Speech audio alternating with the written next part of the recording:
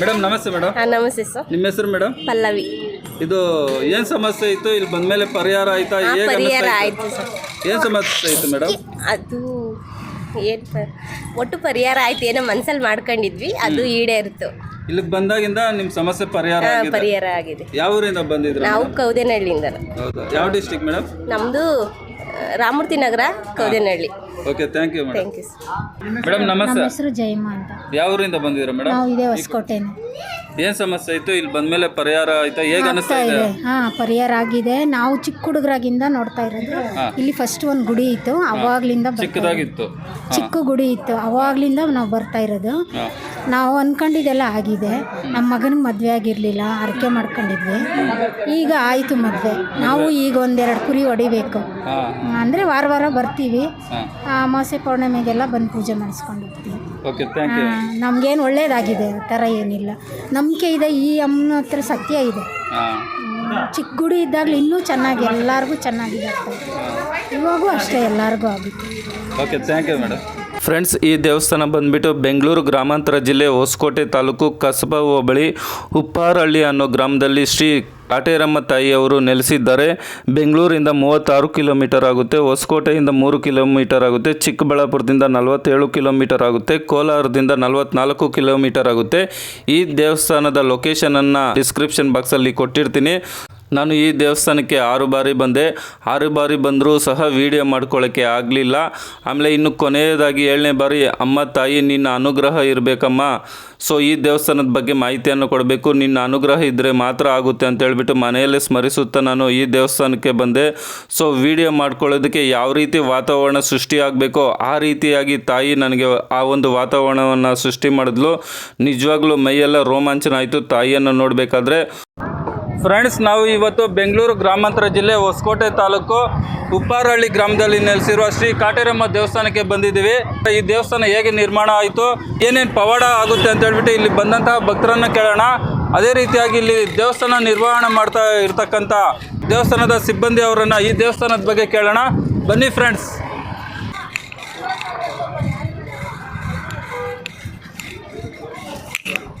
Sir ನಮಸ್ತೆ.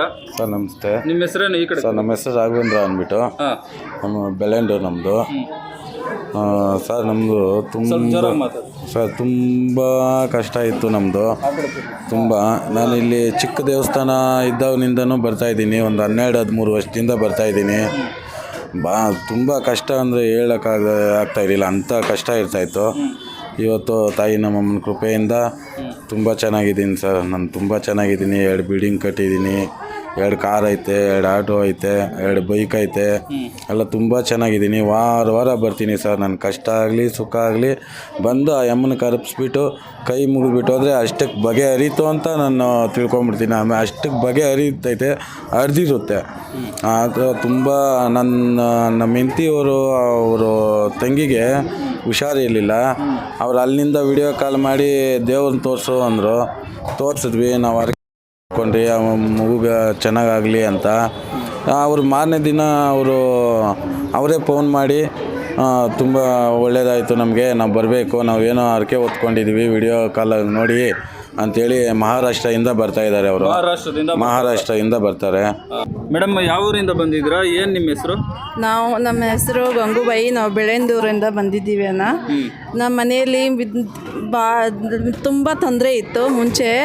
ಇಲ್ಲಿ ಬಂದ ಮೇಲೆ ಸ್ವಲ್ಪ ತೊಂದರೆ ಕಡಿಮೆ, ಸ್ವಲ್ಪ ಅಂದ್ರೂ ಪೂರ್ತಿ ತೊಂದರೆನೇ ಕಡಿಮೆ ಆದಂಗೆ ಆಗಿದೆ. ಆಮೇಲೆ ನಮ್ಮ ತಂಗಿಗೆ ಹುಷಾರಿದ್ದಿದ್ದಿಲ್ಲ, ಜಾಸ್ತಿ ಹುಷಾರಂದರೆ ಎಲ್ಲಿ ತೋರಿಸ್ರು ಕಡಿಮೆ ಆಗ್ತಾ ಇರಲಿಲ್ಲ.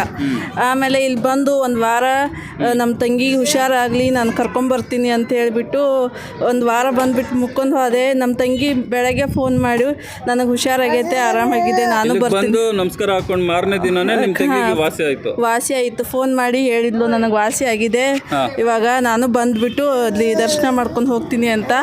ಯಾರು ಭಕ್ತಿಯಿಂದ ಚೆನ್ನಾಗಿ ಬಂದು ಮುಕ್ಕೊಂಡು ಇಲ್ಲಿ ಕೇಳ್ಕೊಂಡು ಹೋಗ್ತಾರೆ, ಅವ್ರ ಗ್ಯಾರಂಟಿ 100% ಆಗ್ತೈತೆ ಅಣ್ಣ, ಅಷ್ಟೇ. Okay, thank you madam. Okay. ನಮಸ್ತೆ. ಯಾವ ಊರಿಂದ ಬಂದಿದ್ದೀರಾ ಮೇಡಮ್? ಕೌದೇನಹಳ್ಳಿಯಿಂದ ರಾಮೂರ್ತಿ ನಗರ. ಎಷ್ಟು ವಾರದಿಂದ ಬರ್ತಾ ಇದ್ರಿ ಈ ದೇವಸ್ಥಾನಕ್ಕೆ? ತುಂಬ ದಿನದಿಂದ ಬರ್ತಾ ಇದ್ದೀವಿ. ನಿಮ್ಗೇನಾದ್ರೂ ಸಮಸ್ಯೆ ಐತಾ? ಇಲ್ಲಿ ಬಂದ್ಮೇಲೆ ಹೇಗೆ ಅನ್ನಿಸ್ತು? ಬಂದ್ಮೇಲೆ ಇಲ್ಲಿಗೆ ಬಂದಮೇಲೆ ಪರವಾಗಿಲ್ಲ, ಚೆನ್ನಾಗಿದೆ. ಪರಿಹಾರ ಆಯ್ತಾ? ಪರಿಹಾರ ನಿಮ್ಗೇನೋ ಸಮಸ್ಯೆ ಐತಾ ನಿಮ್ಮ ಫ್ಯಾಮಿಲಿಯಲ್ಲಾಗ್ಲಿ ನಿಮ್ಗಾಗ್ಲಿ? ಆ ಥರ ಏನಿರಲಿಲ್ಲ, ಸುಮ್ಮನೆ ಈ ಥರ ನಂಬಿಕೆ ಇತ್ತು, ಅದಕ್ಕೆ ಬರ್ತಾ ಇದ್ವಿ. Okay, thank you. ಯಾವರಿಂದ ಬಂದಿರೋ ಮೇಡಮ್? ಚಿಕ್ಕಬಳ್ಳಾಪುರದಿಂದ ಬಂದಿದ್ದು. ಇದು ಇಲ್ಲಿಗೆ ಬಂದ್ಮೇಲೆ ಒಳ್ಳೇದಾಗಿದೆಯಾ? ಸಮಸ್ಯೆ ಅಂತ ಬಂದಿಲ್ಲ, ಸುಮ್ಮನೆ ಪೂಜೆ ಮಾಡಿಸ್ಕೊಂಡು ಹೋಗಿ. ನಿಮ್ಮ ಹೆಸರು ಮೇಡಮ್? ಗಾಯನ ಅಂತ. Okay, thank you. Thank you sir. ನಗರದಿಂದ ಬಂದಿರೋದು ಸರ್. ಇಲ್ಲಿಗೆ ಬಂದಾಗಿಂದ ನಿಮ್ಗೆ ಹೇಗೆ ಅನ್ನಿಸ್ತಾ ಇದೆ? ಏನಾದ್ರು ಸಮಸ್ಯೆ ಐತಾ? ಪರಿಹಾರ ಆಯ್ತಾ? ಹೇಗೆ ಅನ್ನಿಸ್ತಾ ಇದೆ ನಿಮ್ಗೆ? ತುಂಬ ಸಮಸ್ಯೆ ಇತ್ತು ಸರ್. ಇಲ್ಲಿ ಬಂದ್ಮೇಲಿಂದ ಒಂದೊಂದೇ ಸಮಸ್ಯೆ ಪರಿಹಾರ ಆಗ್ತಾ ಬಂತು. ತಾಯಿ ನಮ್ಮವ್ವ ಕಾಟೇರವ್ವ ಇಡೀ ಜಿಲ್ಲೆಗೆ, ಇಡೀ ತಾಲೂಕಿಗೆ, ಎಲ್ಲರಿಗೂ ಪ್ರತಿ ಒಂದು ಬಡ ಕುಟುಂಬಕ್ಕೆ ಒಳ್ಳೇದು ಮಾಡಿದ್ದಾಳೆ. ನಿಮ್ಮ ಸಮಸ್ಯೆ ಏನಿತ್ತು ಸರ್? ಸರ್ ನಮ್ಮ ಸಮಸ್ಯೆ ತುಂಬ ಇತ್ತು ಸರ್. ಅದು ಹೇಳೋಕ್ಕೆ ಆಗಲ್ಲ, ಆ ಸಮಸ್ಯೆ ಇತ್ತು. ಇಲ್ಲಿ ಬಂದಮೇಲೆ ಆ ಸಮಸ್ಯೆ ಒಂದೊಂದೇ ಪರಿಹಾರ ಆಗ್ತಾ ಬಂತು. ಓಕೆ ಸರ್, ನಿಮ್ಮ ಹೆಸರೇನು ಸರ್ ಹೇಳಿ? ಸರ್ ನಮ್ಮ ಹೆಸರು ಪುಟ್ಟಸ್ವಾಮಿ ಅಂತ, Ramurthy Nagar. Okay, thank you sir. Okay sir. Sir ನಮಸ್ತೆ. ನಮಸ್ತೆ. ನಿಮ್ಮೂರು ಸರ್? ನಮ್ಮದು ಚಿಮ್ಸಂದ್ರ ಅಂತ, ಇಲ್ಲಿ ಬಿದಿರಳು ಹೋಬಳಿ, ಹಾಂ, ಇಲ್ಲಿ ವೀರಗಂಗ ಪೋಸ್ಟು, ಹೊಸಕೋಟೆ ತಾಲೂಕು, ಚಿಮ್ಸಂದ್ರ ಗ್ರಾಮ. ಇಲ್ಲಿಗೆ ಬಂದಾಗಿಂದ ಹೇಗೆ ಅನ್ನಿಸ್ತಾ ಇದೆ ಸರ್ ನಿಮಗೆ? ಈ ದೇವಸ್ಥಾನಕ್ಕೆ ಬಂದಾಗಿಂದ ನಾವು ತುಂಬ ಅನುಕೂಲ ಆಗಿದೆ. ಹಾಂ, ಈ ತಾಯಿ ನಂಬಿ ಬಂದಿರೋ ನಾವು, ಪರವಾಗಿಲ್ಲ, ನಮ್ಗೆ ತುಂಬ ಅನುಕೂಲ ಆಗಿದೆ. ಹಾಂ, ನಮ್ಮ ಬಂದಿದ್ದ ಒಂದು ಸಾರ್ಥಕ ಆಗಿದೆ, ಯಾವತ್ತೂ ನಮ್ಗೆ ಮೋಸ ಆಗಿಲ್ಲ. ಏನು ಸಮಸ್ಯೆ ಇತ್ತು ಸರ್? ಇಲ್ಲಿ ಬಂದಮೇಲೆ ಹೇಗೆ ಪರಿಹಾರ ಆಯಿತು? ಇಲ್ಲ, ಪ್ರತಿ ವಿಷಯದಲ್ಲೂ ಅಷ್ಟೇ ನಮಗೆ ಎಲ್ಲ ತುಂಬ ಅನುಕೂಲ ಆಗಿದೆ. ನಂಬಿ ಆ ತಾಯಿ ಬಂದಿದ್ದು ನಮಗೋಸ್ಕರ ನಮಗೆ ಇವತ್ತು ತುಂಬ ಅನುಕೂಲ ಆಗಿದೆ. ಹಂಗಾಗಿ ಕೆಲವು ಜನಗಳು ಏನು ಗೊತ್ತೀಗ ಸಂಪರ್ಕ, ಈಗ ಕಂಪ್ಲೀಪುರ ದೇವಸ್ಥಾನಕ್ಕೆ ಹೋಗ್ತಾರೆ ಎಲ್ಲರೂ ಆಟಾಡ್ಕೊಂಡು, ಅಲ್ಲ ಏನು 100-150 ಕೊಟ್ಟು ಪಾಪ ಎಲ್ಲ ತುಂಬ ಹೋಗ್ತಾರಲ್ಲ, ಅದು ಮೋಸ ಜಾಸ್ತಿ. ಅದೇ ತಾಯಿ ಒಬ್ಬರೇ ಮಹಾತಾಯಿ, ಓಂ ಶಕ್ತಿ. ನಿಮ್ಮ ಹೆಸರು ಸರ್? ಶಿವಶಂಕರ್ ಅಂತ. ಏನು ಸಮಸ್ಯೆ ಇತ್ತು? ಇಲ್ಲಿ ಬಂದಮೇಲೆ ಪರಿಹಾರ ಆಯಿತಾ? ನಮಗೆ ಒಳ್ಳೇದಾಗಿದೆ. ಚಿಕ್ಕ ದೇವಸ್ಥಾನ ಇರೋವಾಗಿಂದ ಬರ್ತಾ ಇದ್ದೀರಿ, ನಾವು ಅಂದ್ಕೊಂಡಿದ್ದೆಲ್ಲ ಆಗಿದೆ. ನಾವು ವಾರ ತಿಂಗಳು ಬರ್ತಾನೆ ಇದ್ದೀರಿ, ಪೂಜೆ ಮಾಡಿಸ್ತಾನೆ ಇದ್ದೀರಿ. ಅಮ್ಮವರು ಒಳ್ಳೇದು ಮಾಡವ್ರೆ. ಏನಾದರೂ ಸಮಸ್ಯೆ ಇತ್ತಾ? ಇಲ್ಲಿ ಬಂದಮೇಲೆ ಪರಿಹಾರ ಆಯಿತಾ? ಸಮಸ್ಯೆ ಅನ್ನೋದೇನಿಲ್ಲ, ಇರಲಿಲ್ಲ. ನಾವು ನಮ್ಗೆ ಒಳ್ಳೇದಾಗಬೇಕು ಅಂತ ಮನಸ್ಸಲ್ಲಿ ಪ್ರಾರ್ಥನೆ ಮಾಡಿಕೊಂಡು ನಾವು ಅಂದ್ಕೊಂಡಿದ್ದೆಲ್ಲ ಆಗಿದೆ, ಪರವಾಗಿಲ್ಲ. ನಮಸ್ಕಾರ. ನಾವು ಹಲಸೂರಿಂದ ಬಂದಿದ್ದೀವಿ, ಕುಂಬ್ಳಹಳ್ಳಿ ದೇವಸ್ಥಾನಕ್ಕೆ ಬಂದಿದ್ದೆ. ಇಲ್ಲಿಗೂ ಬರ್ತೀನಿ, ಒಳ್ಳೇದಾಗುತ್ತೆ. ಫ್ರೆಂಡ್ಸ್, ಏನು ನೀವು ಇಲ್ಲಿ ಗರುಡ ಸ್ತಂಭ ನೋಡ್ತಾ ಇದ್ರೆ, ಇಲ್ಲಿ ಮೊದಲು ತಾಯಿಯ ವಿಗ್ರಹವಿತ್ತು. 6 ವರ್ಷಗಳಿಂದ ಒಬ್ಬ ಗುರುಗಳು ಬಂದುಬಿಟ್ಟು ತಾಯಿಯ ವಿಗ್ರಹವನ್ನು ದೇವಸ್ಥಾನದ ಒಳಗಡೆ ಪ್ರತಿಷ್ಠಾಪನೆ ಮಾಡಿದ್ರು. ಇದೊಂದು ಉದ್ಭವ ಮೂರ್ತಿಯಾಗಿದೆ. ನಿಮ್ಮ ಜೀವನದಲ್ಲಿ ಏನೇ ಸಮಸ್ಯೆ ಇದ್ದರೂ ಸಹ ಈ ಗರುಡ ಸ್ತಂಭವನ್ನು ಮುಟ್ಟಿ ಆ ಸಮಸ್ಯೆಯನ್ನು ಹೇಳೋದ್ರಿಂದ 100% ಆ ಸಮಸ್ಯೆ ಪರಿಹಾರ ಆಗುತ್ತೆ. ನಂತರ ಗರುಡ ಸ್ತಂಭವನ್ನು ಮುಟ್ಟಿದ ನಂತರ ತಾಯಿಯ ಒಂದು ದರ್ಶನವನ್ನು ಪಡೆದ ನಂತರ ನಿಮ್ಮ ಜೀವನದಲ್ಲಿ ಏನೇ ಕಷ್ಟ ಇದ್ದರೂ ಅದು 100% ಪರಿಹಾರ ಆಗುತ್ತೆ. ನನಗೂ ಸಹ ಅದು ಏನೋ ಒಂದು ಸಮಸ್ಯೆ ಕಾಡ್ತಾ ಇತ್ತು. ಸೊ ತಾಯಿಯನ್ನು ಭಕ್ತಿ ಶ್ರದ್ಧೆಯಿಂದ ಬೇಡ್ಕೊಂಡೆ. ಕೆಲವು ವಾರಗಳಲ್ಲಿ ನನ್ನ ಒಂದು ಸಮಸ್ಯೆ ಪರಿಹಾರ ಆಯಿತು. ನಿಜವಾಗ್ಲೂ ತುಂಬ ಪವರ್ಫುಲ್ ದೇವರು. ಒಂದು ಬಾರಿ ಆದರೂ ನೀವು ಬಂದು ಹೋಗಿ, ನಿಮ್ಮ ಜೀವನದಲ್ಲಿ 100% ನಿಮ್ಗೆ ಏನೇ ಸಮಸ್ಯೆ ಇದ್ದರೂ ಪರಿಹಾರ ಆಗುತ್ತೆ. ಸೊ ಇಲ್ಲಿ ದೇವಸ್ಥಾನದಲ್ಲಿ ಯಾವುದೇ ರೀತಿಯಾಗಿ ಹಣ ಕೇಳೋದಿಲ್ಲ. ನಾವೇ ಭಕ್ತಿ ಶ್ರದ್ಧೆಯಿಂದ ನಮಸ್ಕಾರ ಮಾಡ್ಕೊಂಡು ಹೋದರೆ ಸಾಕು. ನಮ್ಮ ಜೀವನದಲ್ಲಿ ಏನೇ ಸಮಸ್ಯೆ ಇದ್ದರೂ 100% ಪರಿಹಾರ ಆಗುತ್ತೆ. ಒಂದು ಬಾರಿ ಈ ದೇವಸ್ಥಾನಕ್ಕೆ ಬಂದೋಗಿ ಫ್ರೆಂಡ್ಸ್, ನಿಮಗೆ ಗೊತ್ತಾಗುತ್ತೆ ಯಾವ ರೀತಿ ಪರಿಹಾರ ಆಗುತ್ತೆ ಅಂತ ಹೇಳ್ಬಿಟ್ಟು. ನಮಗೆ ಗೊತ್ತಿಲ್ಲದ ರೀತಿಯಾಗಿ ನಮ್ಮಲ್ಲಿ ಇರ್ತಕ್ಕಂಥ, ನಮ್ಮ ಮನೆಯಲ್ಲಿ ಇರ್ತಕ್ಕಂಥ ಸಮಸ್ಯೆ 100% ಪರಿಹಾರ ಆಗುತ್ತೆ. ಅದು ಎಂಥದ್ದೇ ಸಮಸ್ಯೆ ಆಗಿರ್ಬೋದು, ಮದುವೆ ವಿಷಯ ಆಗಿರ್ಬೋದು, ಅಥವಾ ಸಂತಾನದ ವಿಷಯ ಆಗಿರ್ಬೋದು, ವ್ಯಾಪಾರದ ವಿಷಯ ಆಗಿರ್ಬೋದು, ಮಾಟ ಮಂತ್ರ ಆಗಿರ್ಬೋದು, ಶತ್ರು ಬಾಧೆ ಆಗಿರ್ಬೋದು, ವ್ಯಾಪಾರದಲ್ಲಿ ತೊಂದರೆ ಆಗಿರ್ಬೋದು, ನಿಮ್ಗೆ ಏನೇ ಸಮಸ್ಯೆ ಇದ್ದರೂ ಸಹ ಈ ಒಂದು ತಾಯಿಯ ಅನುಗ್ರಹವಾದರೆ 100% ನಮಗೆ ಸಮಸ್ಯೆ ಪರಿಹಾರ ಆಗುತ್ತೆ. ಫ್ರೆಂಡ್ಸ್, ದೇವಸ್ಥಾನದ ಪಕ್ಕದಲ್ಲೇ ಪೂಜೆ ಸಾಮಾನನ್ನು ಮಾಡ್ತಾರೆ. 100 ರೂಪಾಯಿ ಆಗಿರುತ್ತೆ. 2 ತೆಂಗಿನಕಾಯಿ ಮತ್ತು ಪೂಜೆ ಸಾಮಾನನ್ನು ಕೊಡ್ತಾರೆ. ಅದನ್ನು ನಾವು ತಗೊಂಡೋಗಿ ನಾವೇ ತೆಂಗಿನಕಾಯಿಯನ್ನು ಹೊಡೆದು ದೇವಸ್ಥಾನದೊಳಗಡೆ ತಗೊಂಡೋಗ್ಬೇಕಾಗುತ್ತೆ. ನಾವು ತಂದಂತಹ ಪೂಜೆ ಸಾಮಾನನ್ನು ದೇವ್ರ ಮುಂದೆ ಇಟ್ಬಿಟ್ಟು ಅರ್ಚಕರು ಪೂಜೆಯನ್ನು ಮಾಡ್ತಾರೆ.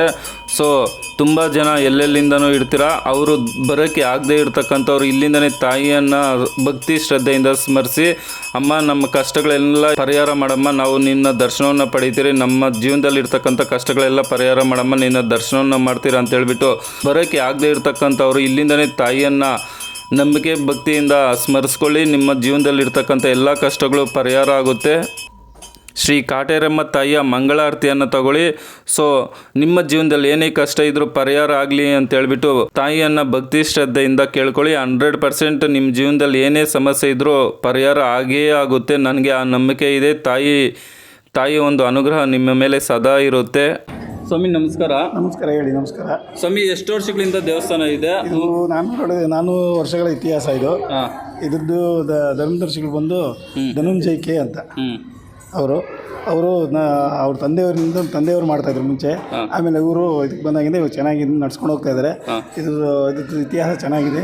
ಇಲ್ಲಿ ಏನೇ ಕಷ್ಟ ಪರಿಹಾರ ಅಂತ ಬಂದರೆ ಅಮ್ಮನ ಬೇಡ್ಕೊಂಡ್ರೆ ಅದೆಲ್ಲ ಪರಿಹಾರ ಆಗುತ್ತೆ. ನಾವು ಒಂದು 4 ತಿಂಗಳಾಯ್ತು ನಾವು ಬಂದಿಲ್ಲಿಗೆ. ನಾವು ಇಲ್ಲಿ ಪುರೋಹಿತರಾಗಿ ಕೆಲಸ ಮಾಡ್ತಾಯಿದ್ದೀವಿ. ನಮ್ಮ ಹೆಸರು ಬಾಲಾಜಿ ಭಾರದ್ವಾಜ್ ಅಂತ. ಸ್ವಾಮಿ, ಏನೇ ಸಮಸ್ಯೆಗೆ ಇಲ್ಲಿ ಭಕ್ತರು ಬರ್ತಾರೆ ಸರ್? ಎಲ್ಲ ಒಂದು ಮಕ್ಕಳ ಫಲ ಕೇಳೋಕ್ಕೆ ಬರ್ತಾರೆ, ನಮಗೇನು ಕಷ್ಟ ಅಂತ ಬರ್ತಾರೆ, ಮದುವೆ ವಿವಾಹ ಇಲ್ದಿದ್ದವರು ಬರ್ತಾರೆ, ಮದುವೆ ಇಲ್ದಿದ್ದವರು ಬರ್ತಾರೆ. ಅವರೆಲ್ಲ ಬಂದು ಏನೇ ಕಷ್ಟ ಇದ್ರೂ ಅಮ್ಮನ ಹತ್ರ ಭೂಮಿ ವ್ಯವಹಾರಕ್ಕೆ ಬರ್ತಾರೆ, ಕೋರ್ಟ್ ವ್ಯವಹಾರಕ್ಕೆ ಬರ್ತಾರೆ. ಏನೇ ವ್ಯವಹಾರಕ್ಕೆ ಬಂದು ವಾಹನ ತಗೋಬೇಕಾದ್ರೂ ಬಂದು ಅಮ್ಮನ ಕೇಳ್ತಾರೆ. ಈ ಪ್ರತಿಯೊಂದಕ್ಕೂ ಬಂದು ಅಮ್ಮನ ಕೇಳಿಕೊಂಡು ಅವರು ಇಲ್ಲಿ ಅಮ್ಮನ ಹತ್ರ ಆಶೀರ್ವಾದ ತಗೊಂಡು ಹೋಗಿ ಇದು ಮಾಡ್ಕೊತಾರೆ. ಈ ಸೋಮವಾರ, ಗುರುವಾರ, ಶನಿವಾರ ಹೂ ಕೇಳ್ತಾರೆ ಅಮ್ಮನವ್ರನ್ನ.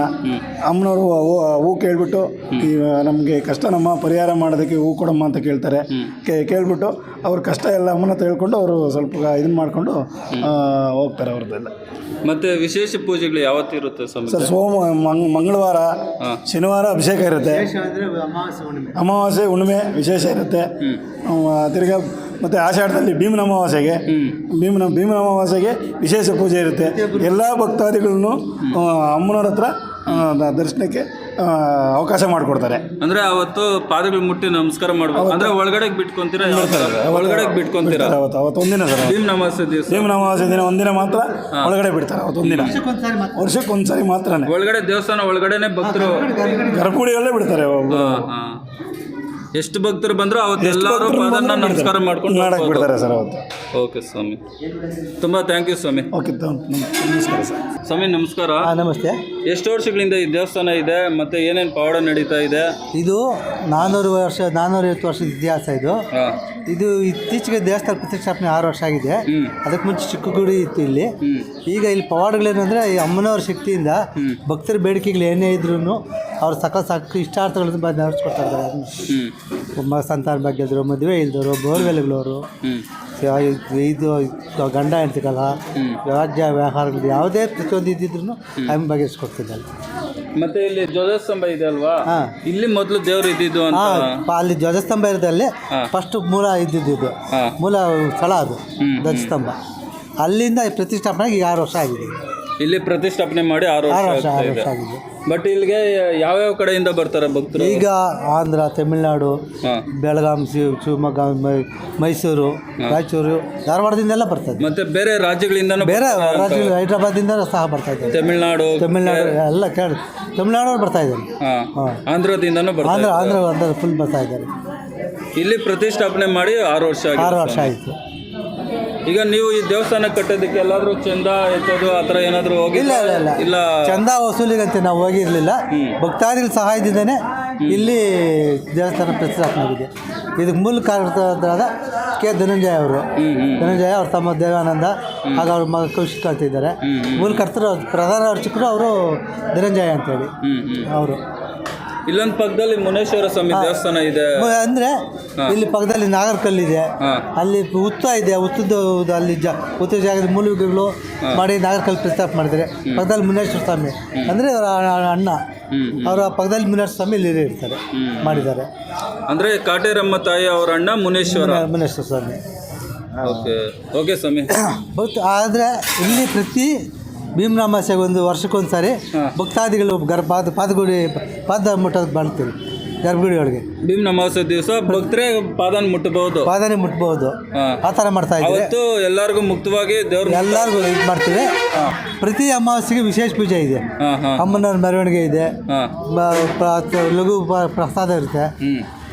ಪ್ರತಿ ಶನಿವಾರ ಅಭಿಷೇಕ ಇದೆ. ಪ್ರತಿ ಸೋಮವಾರ, ಗುರುವಾರ, ಶನಿವಾರ ಹೂ ಪ್ರಸಾದ ಅಮ್ಮನವ್ರು ಹೂ ಪ್ರಸಾದ ಕೇಳ್ಬೋದು. ಹೂ ಪ್ರಸಾದ ಆಗುತ್ತೆ. ಅಂದ್ರೆ ಹೂ ಪ್ರಸಾದ ಅವ್ರ ಮನೆಯಿಂದ ಹೂ ತರಬೇಕಾ ಇಲ್ಲ ಇಲ್ಲ ಮನೆಯಿಂದ ಬರ್ಬೇಕಾದ್ರೆ ನಾವು ಹೂ ಕೇಳ್ತೀವಿ ಅಂದ್ಕೊಂಡು ಮನೆಯಿಂದ ಬರಬೇಕು. ಬರ್ಬೇಕಾದ್ರೆ ಒಂದು ಅರ್ಧ ಕೆಜಿ ತೊಟ್ಟಿರೋ ಹೂ ತರಬೇಕು. ಶಾಮಂತಿಗೆ ಆಗಲಿ ರೋಸ್ ಆಗಲಿ ಕಡ್ಡಿ ಇರುತ್ತೆ ಹೂ ತರಬೇಕು. ಆ ಹೂವನ್ನು ನೀವು ದೇವ್ರಿಗೆ ಅಲಂಕಾರ ಮಾಡಿ ಜೋಡಿಸ್ತೀವಿ. ಆಗ ಅವ್ರ ಕಷ್ಟ ಕುಂದುಕೊತಗಳು ಏನಿದ್ರೆ ಅವ್ರು ಕೇಳಿ ಅವ್ರು ಇದು ಮಾಡ್ಕೊತಾರೆ, ಬಗೆಹರಿಸ್ಕೊಬೋದು. ಮತ್ತೆ ಇದು ಹುಣ್ಣಿಮೆಗೆ ಏನು ವಿಶೇಷತೆ? ಹುಣ್ಣಿಮೆ ಅಮಾವಾಸ್ಯೆಗೆ ವಿಶೇಷ ಇದು ಪೂಜೆ ಇರುತ್ತೆ. ವಿಶೇಷ ಅಲಂಕಾರ ವಿಶೇಷ ಅಲಂಕಾರ ಇರುತ್ತೆ. 12 ಥರ ಜ್ಯೋತಿ ದೀಪ ಅಲಂಕಾರ ಇರುತ್ತೆ.